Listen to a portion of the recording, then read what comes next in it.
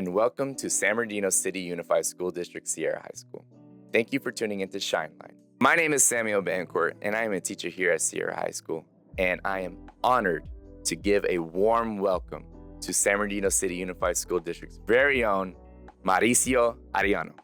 Mr. Arellano is our superintendent, and today Sunshine Crew students are going to interview him. So if you would all like to introduce yourselves. Hi, I am Steven Martinez, and I'm a student at Sierra High School. Hello, I am Diego Vargas, and I am a student at Sierra High School. Hi, I'm Audrey Mendoza, and I'm a graduating student at Sierra High School. Well, good morning. Thank you for having me here. My name is Mauricio Arellano, Superintendent of the San Bernardino City Unified School District. Okay, and as a superintendent, how do you hold school leaders accountable for making sure all students are supported and treated fairly? Yeah, that's a great question. My first responsibility is to make sure that our administrators are well-trained, well-informed, right? And then my second responsibility is to have clear expectations, objectives, and core values, which we have in place. And then as part of the evaluation process that our principals go through on a yearly basis, we review those objectives, those core values, the goals that we have as a district, and we gauge how the progress is being made. And so we determine whether or not they are making progress, whether they've made the goal, and if they are not making progress, what support do they need? So it's a pretty comprehensive process where myself and my 3 assistant superintendents are constantly in communication with the 70 plus principals throughout the year. Okay, so That's it's like yearly check-ins, or? Yeah, it's almost monthly check-ins. Oh, yeah, that but sounds we like a lot of do work. formally evaluate Yeah. them once a year. That's awesome. What made you, kind of like going back a little bit, what made you want to be a superintendent, or what built you up to this point that, because I'm sure it's a lot of work, a lot of responsibility. So I would like to know, like, growing up in like the same area we're all from, how did this dream or vision come about? Really, it was accidental. When I left to go to college, my original goal was to work for the FBI or the CIA, some sort of national security agency. When I graduated from UC Riverside in 1990, I went to apply for one of those jobs, and they had a hiring freeze. So my dad told me to go apply to be a substitute teacher so that I could make money in the meantime. So when I showed up to apply, they noticed on my resume that I spoke Spanish. So they immediately called me in, which is interesting because I was wearing shorts and a t-shirt. I was not prepared. So this gentleman calls me into his office, interviews me, and says to me, "How would you like to teach elementary school for 1 year for $21,000? Of course, to me back then, coming out of college, I was like, I had just got a pot of gold. So I taught thinking I was just going to do it for a year, but 2 months into it, I really loved the job. And I always share with everybody, it was because I was seeing 30 kids that were just like me, growing up in San Bernardino, same situation, immigrant parents, a lot of them didn't know English, my same story. And I just fell in love with it, and here I am 34 years later. So I just, 35 years later now, became a teacher, then I was a principal, then a director, then an assistant superintendent, and then eventually a superintendent. So it was all just quite accidental, really. Yeah. So Long process. Huh? Yeah. Well, we're happy to have you back in our community. 'Cause yeah, that's so cool. Yeah. I wanted to know, like, since you grew up here, how did your lifestyle growing up here affect your work now? Yeah, appreciate that. Yeah, and thank you for the kind words. It's very humbling and very rewarding to be back in the community that I grew up in. And I take a lot of responsibility for that. This district, this town gave me a lot as a kid because my parents worked in the San Bernardino School District too. My dad was a custodian for 25 years at Golden Valley Middle School. Oh. So this district not only gave me a house to live in and food to eat when I was a kid, but then my first job. So I think it's been important for me to be from here because I understand what it takes to live in San Bernardino. I understand the obstacles that we've all have had to navigate through that are outside of our control. So I know that empathy.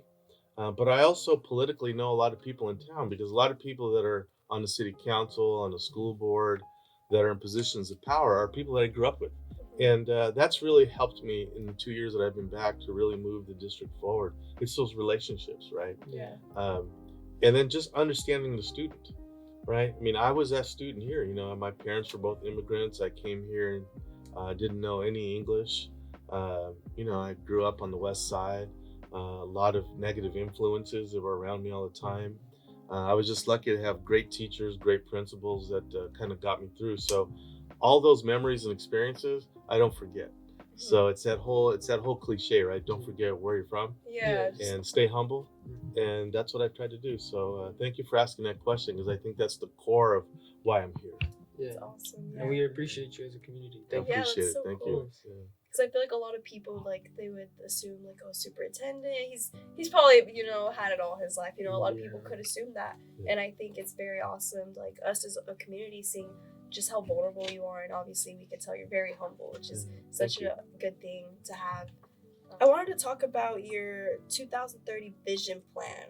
I noticed you had a kind of a brochure, and I noticed that I think it was the letter N that wellness was introduced into one of the things, and that also the Sierra High School little like emblem is there. So I would like to know more about that. Why Sierra High School? What does that have to go hand in hand with your 2030 vision? And I appreciate that. Well, let me kind of get to the core of the issue. Is wellness is a big part of our expectations of meeting objectives. Like I said, growing up in San Bernardino, I recognize the challenges that our young people go through living in this town, right? And there are a lot of hardships. So one of our responsibilities is to provide the support that students need to try to overcome those hardships, right? Because many of us, me included, our parents had to work multiple jobs. So a lot of us didn't have parents at home. A lot of us have had to navigate as teenagers on our own.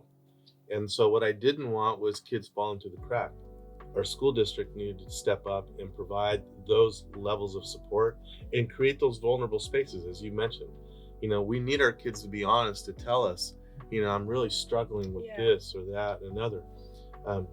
It shouldn't be considered a weakness to ask for help. And so we're trying to change that mindset, because many times, growing up here, you want to be hard, right? You don't want to show weaknesses. You don't want to show like that you have some sort of trauma going on.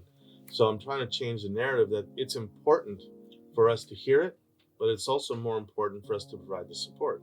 You guys, with your principal, with your teachers and all the staff here, you have been focused on wellness, well beyond it was a sexy word, as it's been recently, right? It's become very popular, but Sierra was ahead of the game. So I thought it was only fitting to honor the school by putting the picture of Sierra on that page. And you've served as the model. Just even this podcast, believe it or not, many people will see the podcast as, oh, this is technology.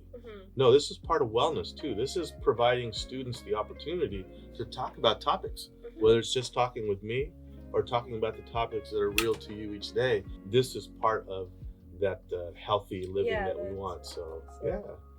Well, we appreciate that at Sierra. So Talk about that. And what are the plans to expand the programs, like peer mentoring, school-based health centers, and wellness services at other schools, like just not here, because there's not all schools that have wellness centers and like offer what we offer, So what are the plans for that?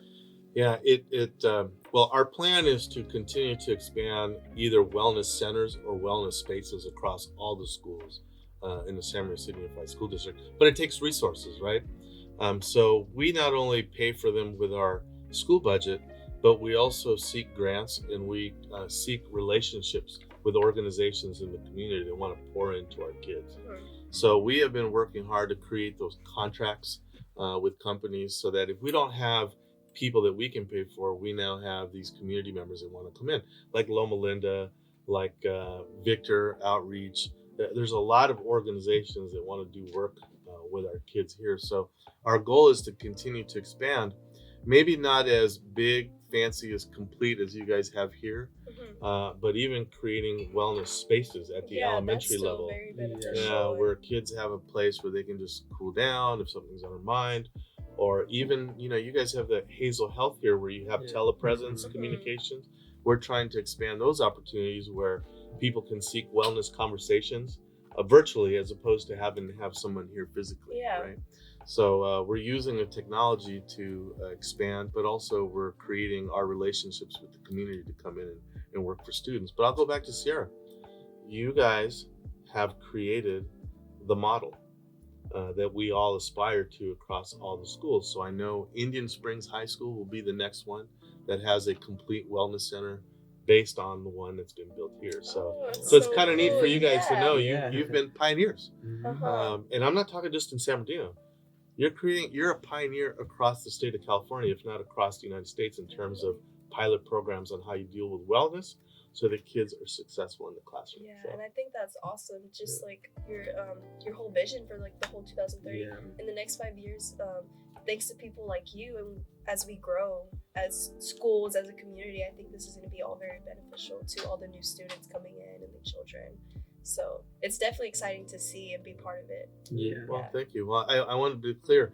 Thank you for giving me the thanks, but this is a team effort. Yes. You know, we have amazing principals, teachers, support staff, community groups out there that are pouring into our kids. You know, so as much as I'd love to take credit as a superintendent, it's a whole thing. it takes a village. Yeah, you know, I know it's awesome. kind of a mantra, but it does. It takes a village. So I'm very grateful that everybody wants to pour into our students. Yes, it's a beautiful thing. Yeah. So going back to the students, I wanted to ask you, do student voices have how do I say it? I'm trying to find the word. Excuse me. Do they have impact? Do they have? to Are the they impact, included? Yeah, are they included into what the district has in mind? Yeah, very much so. As a matter of fact, that's been one of the items that I'm the most proud of in the 2 years that I've been here is bringing back the student board members. Yeah. And enhancing and increasing our student leadership group. So it's called SLAC. So we have students that are representative from each one of our middle school and high schools. And in those monthly meetings, you know, we offer the students the opportunity to give us feedback on important topics. So as an example, the most recent SLAC meeting, we asked the students, how do you want the district to move forward with the cell phone policy, right? Because there's been a new state law. Yeah. So it was important to hear not only from our teachers, the adults, but we had to hear from our kids, right?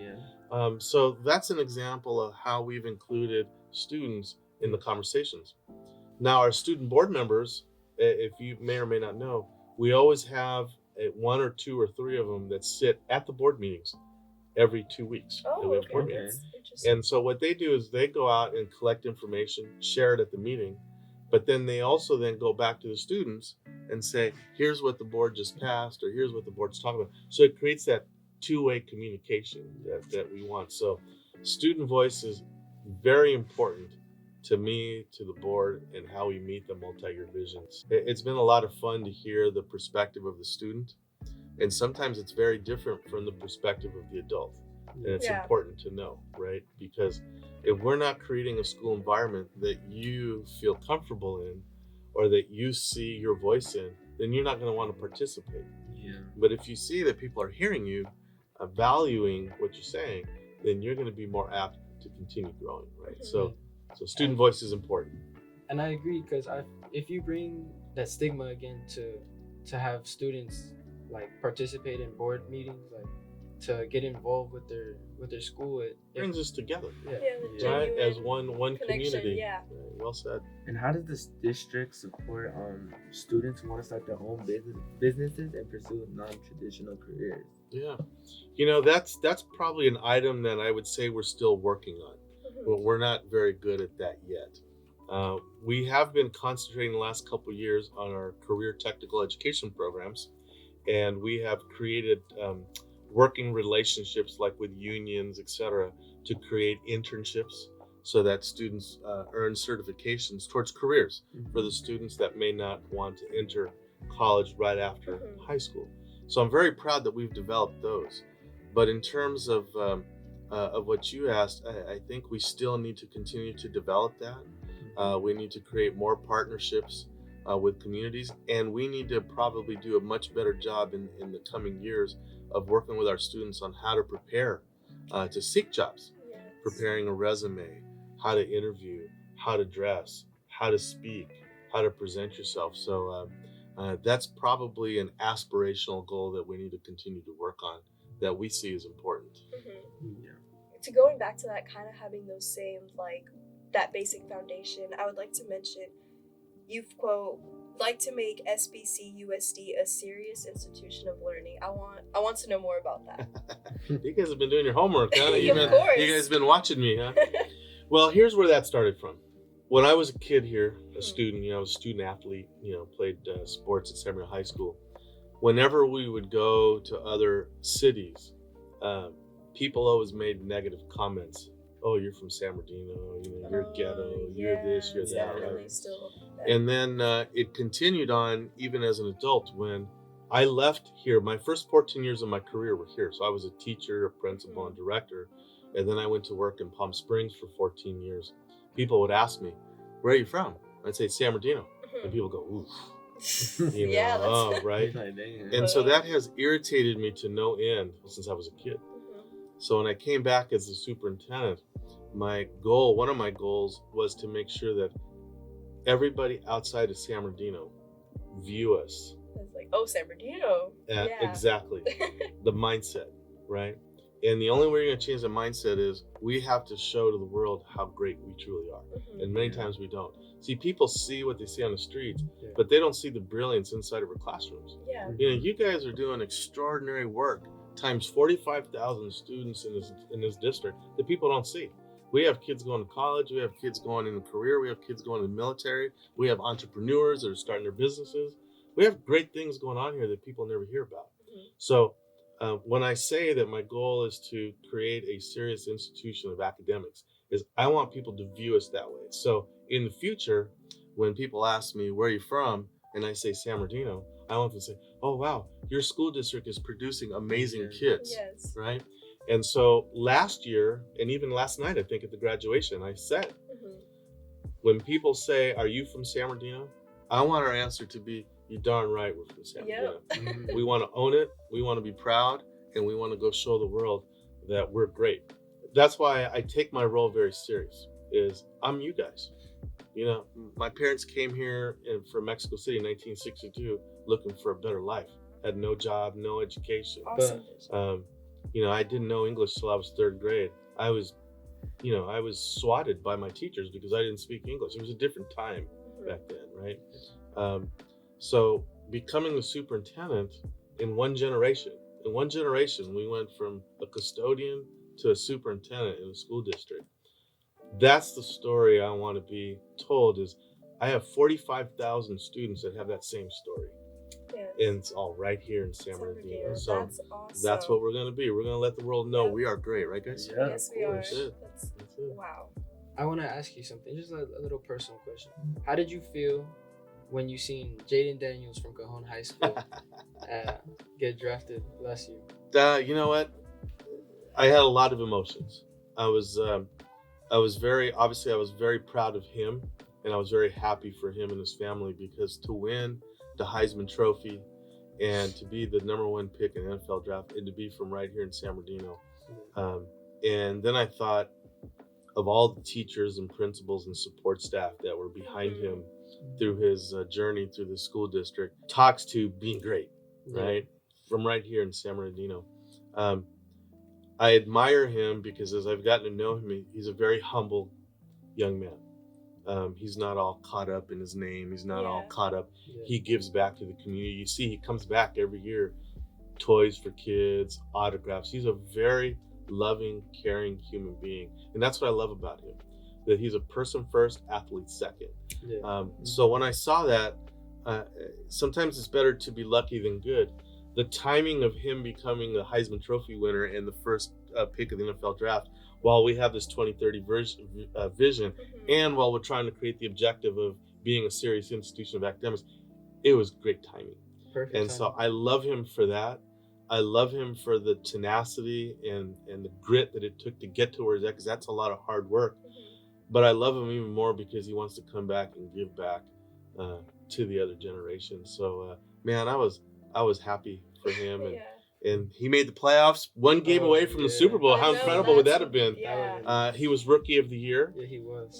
So he's just a humble young person. And so my message to all of you is, be like him. You can be great, but you can continue to love your community and give back to the community that gave you so much, Yeah. right? To never let your feet leave the ground. That's it. I love that, Awesome. brother. I love that. That's it. That's it. How does the district plan to support students who face challenges outside of school, such as homelessness, poverty, and trauma? Yeah. Well, we have a lot of those pieces in place now, and we have a lot of systems in place now for students and parents to access support. I know, just as a few examples, our student services department works with many organizations where we have food giveaways at Pacific High School, at Samuel High School, at Indian Springs to support our families that may have food insecurities.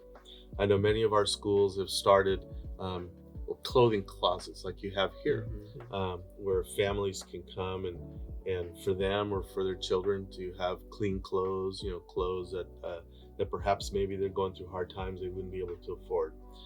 We have those relationships, as I said, with Loma Linda Hospital, Molina Group. We have opened up our new medical clinic at Pacific High School. So part of it is our students learning the medical pathway, but we also have a clinic there for our students or families. It's open to all of our students in the district, not just the ones at Pacific High School. Now, we just opened it because you're probably going, well, I haven't heard about that, right? Yeah. We've only opened it for a couple of months, so right now we're kind of going through the kinks of opening. By next school year, you'll start to see marketing where parents can come if they need some sort of a physical health check. They can come to Pacific High School and get those support mechanisms. So that goes back to the wellness questions that was asked. Nutrition, wellness. We have all of those in place because we understand the importance of, in order to get to academic achievement, we have to take care of the child and the needs that they have. So I think we're doing a pretty good job. I think it's one of our strengths as a district is that we're able to address some of the obstacles that our families may face. I know just yesterday, those of you that follow me on Facebook, I got to meet the grandson of my elementary principal. And I'm going to tell you why that's special to me. My elementary principal at Riley, his name was Mel Fewer. In 1974, my dad got laid off from his job here in San Bernardino. And so we had run out of money. And so my parents were going to move back to Mexico. Well, I was scared because I didn't grow up in Mexico. I grew up here and I was a student at Riley School and I knew 13th and F. That's kind of where my life was. Well, that principal picked up the phone, called the district office and got my dad a job as a substitute custodian. And then that led to a 25-year career, kind of thing. So those stories is what feeds me the energy to remember, keep my feet on the ground, that I was one of these kids. And one act of kindness can change the trajectory of a kid's life, right? Yeah, no. So had that principal not picked up that phone and got my dad a job, chances are we would have gone back and my life would have been very different. So, so it is important. And I think that's one of our strengths is that we have empathy and we have support resources for our kids who have need. And how is the district working to create a safe and welcoming school environment for all students, regardless of their background or identity? Yeah, I love that, man. So people have heard me talk about the term inclusive excellence. That's a big part of my goal as well, is that we're going to be an institution of inclusive excellence. And we're not going to let the politics of the day shy us away from acknowledging and celebrating diversity. Our differences, it's what makes us beautiful, right? Yeah. And we have to celebrate those differences. And kids need to see themselves at school, either through the people that they teach with, things on the wall, things that they read. They have to see themselves, right? So they feel like they're a part of the organization. We're also not going to shy away from equity, right? Is equity, the definition of equity is giving kids what they need when they need it in the moment, right? There's nothing wrong with that. Yeah. And so we're going to stand by as a district that we are going to be equity minded. When our kids need something, whether it's mental support, food, academic support, we're going to step up.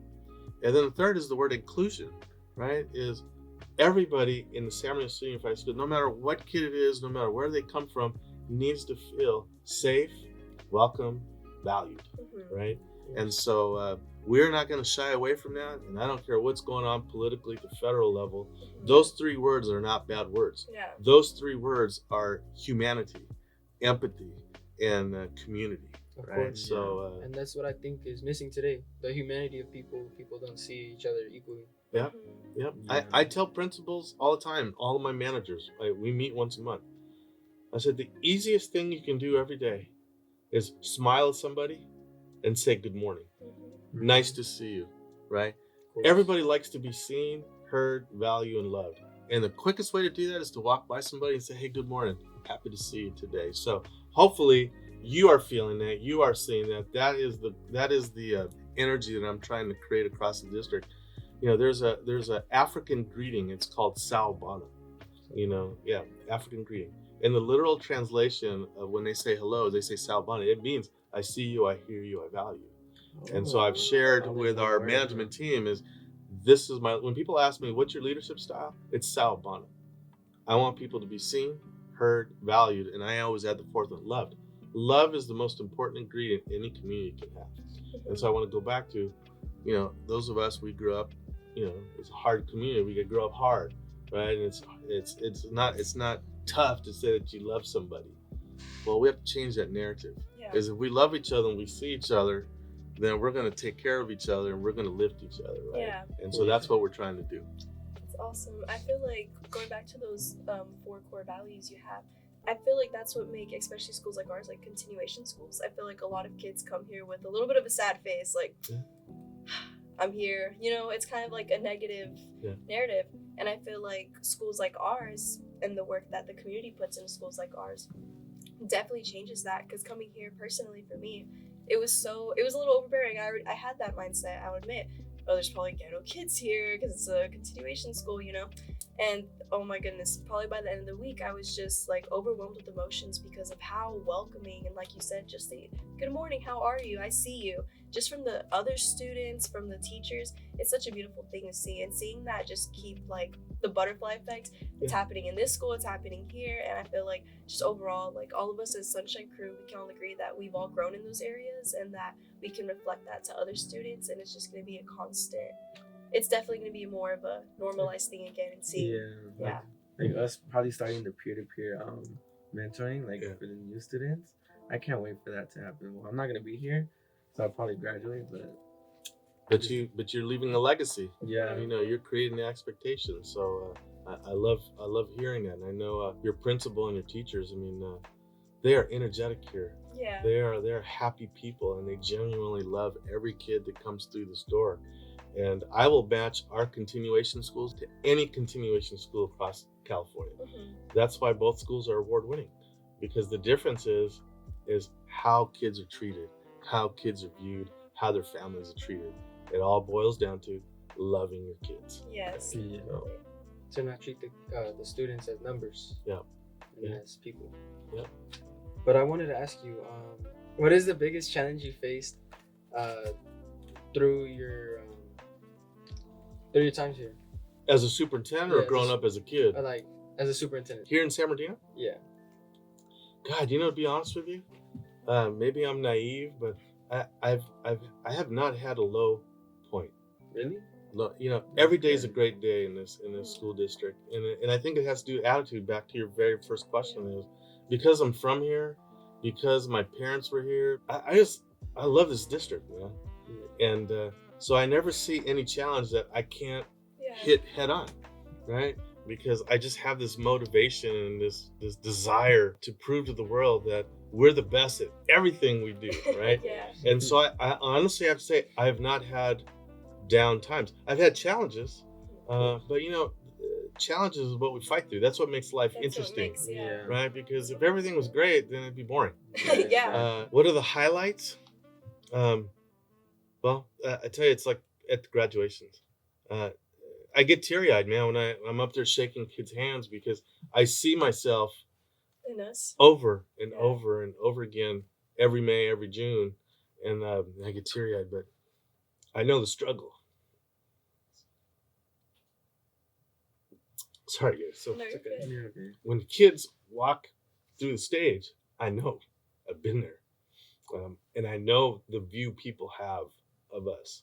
So it makes me happy. Mhm. You know, you guys cross that I shake your hands, tell you congratulations, I'm proud of you. I mean it, and I just can't wait to see the impact that kids are going to have, and be able to say, man, I'm from San Bernardino and I became this. I'm from San Bernardino and this is the impact that I had. I'm from San Bernardino, I own a business, or I'm just a good person. That for me is important too. I want our people to be good people, role models. So those are the highs, man. So these are happy tears. They're happy tears, because there's nothing better than getting a kid across that stage, completed, and saying, dude, you can go do it. You can be great. And I think your mentality needs to be spread throughout our community, because we need more people like you. Yeah, I appreciate With that. that mindset, Well, there's yes. hundreds behind me. Trust me, Yep. hundreds behind me that are lifting you guys up and excited for you. That's awesome. And what are the efforts being made to improve communication between the schools and the families, especially for those who don't speak English? Yeah.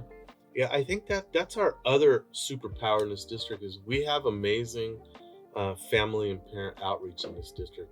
We have several family groups, whether it's DLAC, which is our English language learner parents, whether it's our African American parent advisory, whether our special education parent advisory, Native American. We have a lot of parent groups that come together and meet every month, and they spend time with me too. I have something called the Superintendent Parent Advisory Committee, and we have a representative from each one of those different committees that meet with me every month, and we disseminate information. So I think we're doing really good with communicating. We always have translators because the majority of our parents that show up speak Spanish. We even have Vietnamese speaking parents, so we have a Vietnamese translator so that everybody feels included. So I think we're doing a really good job reaching out to our parents. We do a really good job marketing on social media, whether it's Facebook, Instagram, Parent Square. I think where we need to continue to do a little more work is teaching parents how to use Parent Square. Sometimes it's a little intimidating. Young people like you guys know technology and no tienen miedo, right? You guys can jump in there. But some of us all, veteranos, we get a little worried. And so sometimes we just put the phone down. So I think the more we teach our parents to use Parent Square, there's a lot of information there that they can learn about what's going on with the district, what's going on with you at school, how to access information. We need to continue that, but I'm very proud of the work that we've done in bringing parents together. That's one of our strengths. Yeah, that's awesome. Asking for words of wisdom, what can we do as students to kind of get our families more involved or help them understand? Because I feel like our families probably have a little bit of a stigma, because my two grandmas, they're from Juarez, so coming here when they were a little younger, growing up, school was very different for them. School was scary, there was definitely not as much community there was. So in what ways can we as students from school, we know about these resources, how can we get the families involved and help them be more open-minded to pour into this community as well? Yeah, no, that's great. Well, one of our goals has been to build leadership skills for our students. So again, opportunities like this, it's not just technology. This is your way of learning leadership skills. We need our students to be the leaders and the ambassadors of the school district. So when things like these, events or opportunities or meetings are happening, I want you to be that leader, that ambassador, and tell your mom, your dad, your grandparent, your tío, your tía, come be part of the school. Research shows that if your family's involved with you in the school setting, your chances of being successful is exponentially higher. So tell your family that just by you coming with me to these events, you coming to these meetings, you coming to my awards banquet, all of this is going to help me be even more successful than I already am.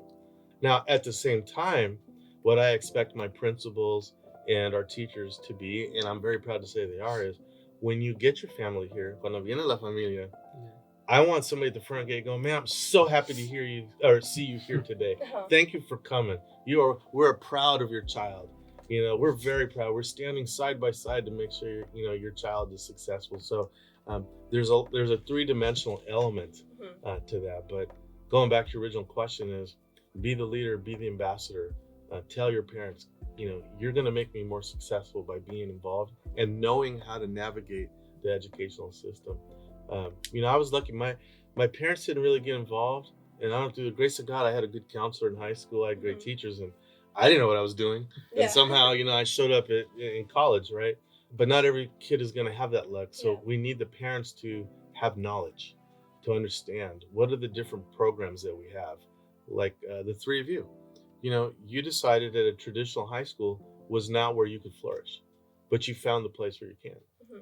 And it's your job to tell the story that this is not a second-hand program. This is not a lowered version of learning. It's a different way of learning. It's your leadership, your ambassadorship that's important to get your parents here, to have them learn what this is, what you're involved in, and how it's going to lead to your success. That's good. Thank you. How does the district support undocumented students or students from mixed status families? So we have a very strong board policy that we shared with all the parents when a lot of that conversation was happening with the new administration coming in January. So our policy has very strict do's and don'ts about what happens if you have the immigration department show up at schools. Everybody has been well versed on what is allowed, what is not allowed, what to ask for, what questions to ask, who to call when that happens, so that the district or the families or the kids have representation. We also put together a couple of community forums. We invited members of the Consulado Mexicano to be there. We had an immigration attorney.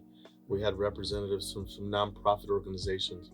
We had over 300-400 parents that showed up. I know we've also done some outreach. Groups like ICUC invited us over to Our Lady of Guadalupe Church on 5th and Mount Vernon. So we'll go wherever we need to go to talk about what our board policies are, the things that we can do, and then the things that we can't do, so that the parents understand what's going to happen, but also to help them understand their own rights too. Because some of these things may happen outside of school site that affect our families and kids. But thankfully, knock on wood, there has been no incidents or any attempts at any of our families in school or out. So we've been very fortunate. Especially during the scary time of uncertainty. Correct. Mhm. Growing up, you said you went to Purdue, Mhm. San Bernardino. It's actually down the street right here. Yeah. How did you like that? How did you think they could have, at the time, they could have done better? Ooh, that's a good question. Well, actually, I loved. Once I got past third grade, I loved school. Okay. I had a great third grade teacher. Her name was Marilyn Temple, and she really kind of changed the trajectory of my life because she was the one. I didn't know English in third grade, and she asked my parents if I could stay after school to clean the room. And it wasn't until years later that I realized she didn't keep me after school to clean the room. She kept me after school to teach me English, right? So anyway, so from third grade on, I loved school. And Mrs. Temple, by the way, many years later when she passed away, her family found me, and she had asked for me if I could be part of her funeral. So I just thought that was touching, right? And, Yeah. Anyway, but I loved going to San Marino High School. My 4 years of high school, it's funny because nobody calls it Purdue. Only the old school veteranos call it Purdue, right? But I loved my 4 years in high school. It was my favorite time. To this day, it's still my favorite time of my life. I had great teachers, great coaches. I had a great time for 4 years. I was involved in sports. Academically, I did well. I loved it. I played football, played soccer, played tennis. I played college and soccer because of that. I played soccer in college. Without sports, I probably wouldn't have been able to afford to go to college. So, So you had a scholarship? Yeah, I did. Yeah, so San Marino High School gave me a lot. So it was great. I grew up on 13th and F, so I'd walk to school, and it was the only time I ever had to ride a bus was when I went to Golden Valley. Yeah. But my dad worked at Golden Valley. That's why I went to Golden Valley. I was supposed to go to Arrowview, but he's like, "Oh no, you're not going to school with your knucklehead friends from the neighborhood." So he sent me to Golden Valley for 2 years and then back to Purdue. But to answer your question, it was. I'm very grateful to all my teachers and counselors and administrators at San Marino High School because they really they poured into me. I feel that to this day. Yeah. That's awesome. Today a lot of great questions have been asked from the students, and I actually just wanted to throw one back at you all and ask you, what is something that teachers need to do or need to have in order for you to be successful? Who wants to go first? Rock, paper, scissors? Rock, paper, scissors.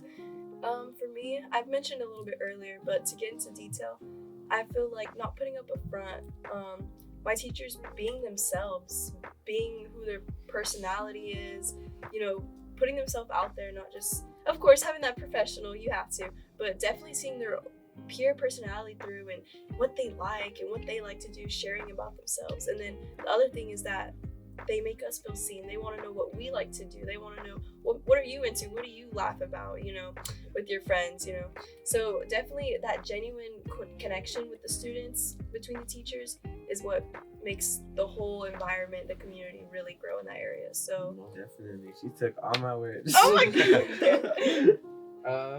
I got here in late November. It was really after my birthday. I turned 17 when I got here. It was a weird time. It was just I got here very vulnerable. I didn't want to leave Cajon. I was at Cajon for really freshman and sophomore year. When I left and I got here, it made me realize that here they treat you more of a student. They give you more humanity. Like, you're not a number here.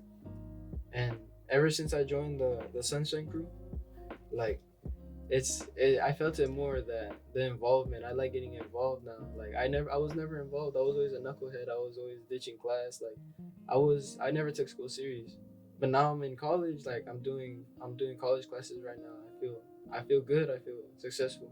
That's awesome. Love that from both of you. Thank you.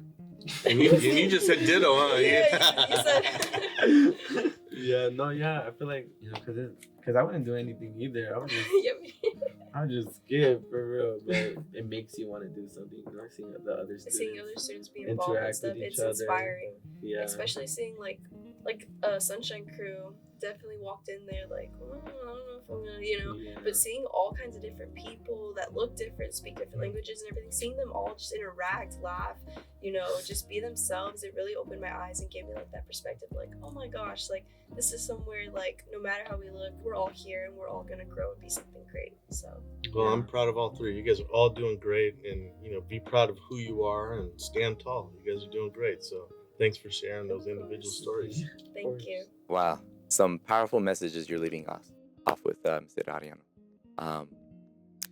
For our listeners and viewers, thank you guys for tuning in to Sierra High School's Shine Line podcast, hosted by Sunshine Crew. Make sure that you follow, you like, and you subscribe, and stay in tune for some new content coming.